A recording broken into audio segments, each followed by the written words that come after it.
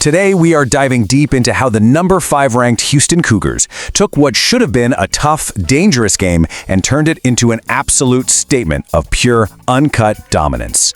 So let's set the stage. The game's at Houston's Fertitta Center, and the pressure is sky high.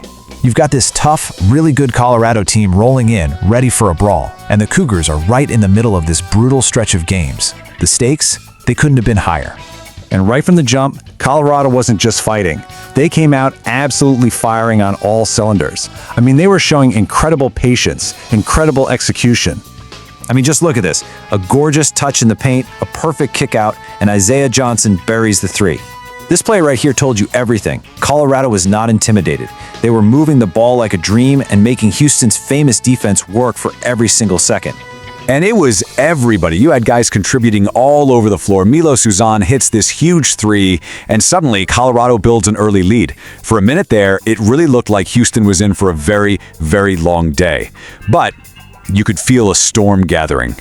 Okay, so this is where the entire game just flips on its head.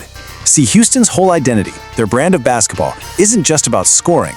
It's about pure, overwhelming physicality. And it all starts on the offensive glass. In the first half alone, they snatched 7 offensive boards. 7! You know what that is? That's completely demoralizing for a defense. That's 7 extra chances you're handing over to one of the best teams in the entire country. You just can't do that. And this quote just nails it, doesn't it? It captures the whole strategy. Even when Colorado did everything right, when they finally got a defensive stop, they couldn't actually finish the possession. The Cougars just would not be denied. So what was the result? Well, all those crucial tip-outs, those second-chance stickbacks, they completely flipped the momentum of the game. Houston grabs its first lead, and you could literally feel the energy in that building just shift. So as Houston keeps up the physical play, as the run continues, all that tension simmering on the Colorado sideline finally reaches a boiling point, and it happens in one single explosive moment. Right, so how in the world did Colorado's head coach, Tad Boyle, get himself tossed out of the game? It all happened in a blink of an eye. It was just bang, bang, bang. A controversial call, a quick first technical foul, and then he just keeps going, gets the second tee, and he's sent to the locker room. It was really the emotional climax of the whole game. It was the signal that Houston's pressure had officially broken them. So with all that drama behind them, Houston's offense in the second half just became this clinical, unstoppable force.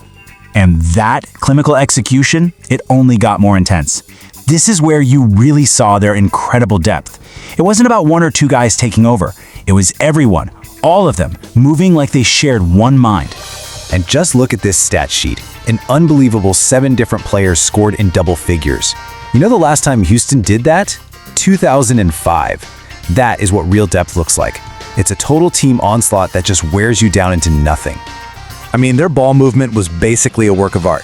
You see plays like this, beautiful cut from McCormick, and you realize their offense was just impossible to defend.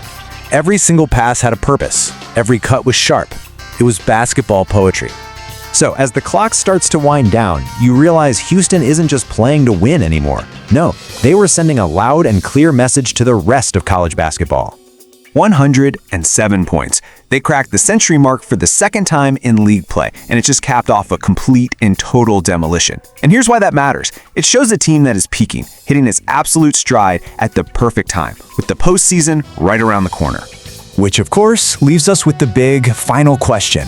When you see a performance this complete, this utterly dominant on both ends of the floor, you have to ask, are the Cougars truly built for a national championship? Thanks for joining this explainer.